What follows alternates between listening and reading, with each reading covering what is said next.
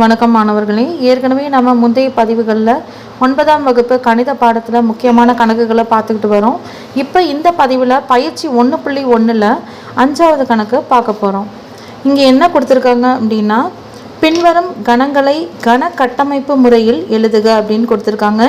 இவ்வளோ நாள் நம்மளுக்கு கன கட்டமைப்பு முறையில் கொடுத்து பட்டியல் முறையில் எழுதணும் அப்படின்னு சொல்லி வரும். இப்போ இந்த இதில் என்ன கொடுத்துருக்காங்க அப்படின்னா, இவங்க நம்மளை கன கட்டமைப்பு முறையில் எழுத சொல்லியிருக்காங்க.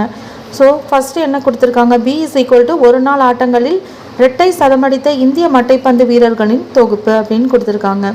ஸோ இதை எப்படி நம்ம கன கட்டமைப்பு முறையில் எழுதணும் அப்படின்னு கேட்டிங்கன்னா, B = X such that X என்பது ஒரு நாள் சர்வதேச மட்டைப்பந்துனா கிரிக்கெட் போட்டிகளில் இரட்டை சதமடித்த இந்திய வீரர் அப்படின்னு எழுதணும். So B = X such that X என்பது ஒரு நாள் சர்வதேச கிரிக்கெட் போட்டிகளில் இரட்டை சதமடித்த இந்திய வீரர். இதுதான் இந்த பியோட கன கட்டமைப்பு முறை. இப்போ அடுத்த சம், C = 1/2, 2/3, 3/4 எக்ஸெட்ரா அப்படின்னு கொடுத்துருக்காங்க. ஸோ இதை நம்ம எப்படி செய்யலாம் அப்படின்னா, இதை C = நம்ம இதை எப்படி எடுத்துக்கலாம், 1/1 + 1, அதே போல் 2/2 + 1, 3/3 + 1 எக்ஸெட்ரான்னு எடுத்துக்கலாமா.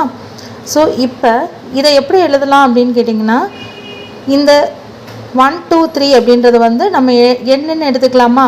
இந்த 1 2 3 அப்படின்றத நம்ம என்னன்னு எடுத்தோம் அப்படின்னா, ஸோ கீழே எப்படி ஆகும் அப்படின்னா, C = X such that X = n divided by n + 1 அப்படின்னு ஆகுமா.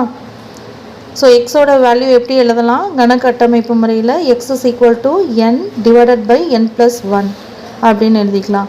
அப்போது n belongs to 1லேருந்து தான் ஆரம்பிக்குதா, அதனால் நம்ம n அப்படின்னு சொல்லி LN சொல்லி போட்டுக்கலாம். ஸோ ஏன்னா 1லேருந்து ஆரம்பிக்கிறதுனால. அப்போது சியோட கன கட்டமைப்பு முறை என்ன, C = X such that X = n/n + 1, n belongs to n. இவ்வளோதான். இதுதான் இதோட ஆன்சர். அடுத்த சம்,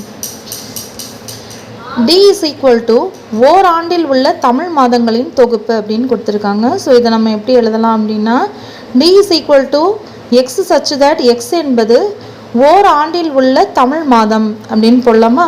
இதுதான் இந்த டியோட கன கட்டமைப்பு முறை. ரொம்ப ஈஸி.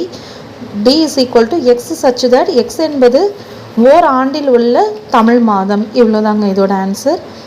அடுத்தது, E = 9க்கும் குறைவான ஒற்றை முழு எண்களின் கணம் அப்படின்னு கொடுத்துருக்காங்க. ஸோ இதை எப்படி கன கட்டமைப்பு முறையில் எழுதலாம், E = X such that X என்பது 9ஐ விட சிறிய ஒற்றை முழு எண் அப்படின்னு நம்ம எழுதிக்கலாமா. ஸோ ஒன்றும் இல்லை, ரொம்ப சிம்பிள் தான்.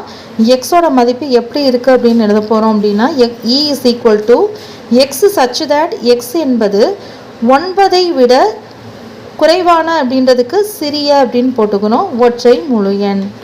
So E = X such that X என்பது 9ஐ விட சிறிய ஒற்றை முழு எண். இதுதாங்க, இவ்வளோதாங்க.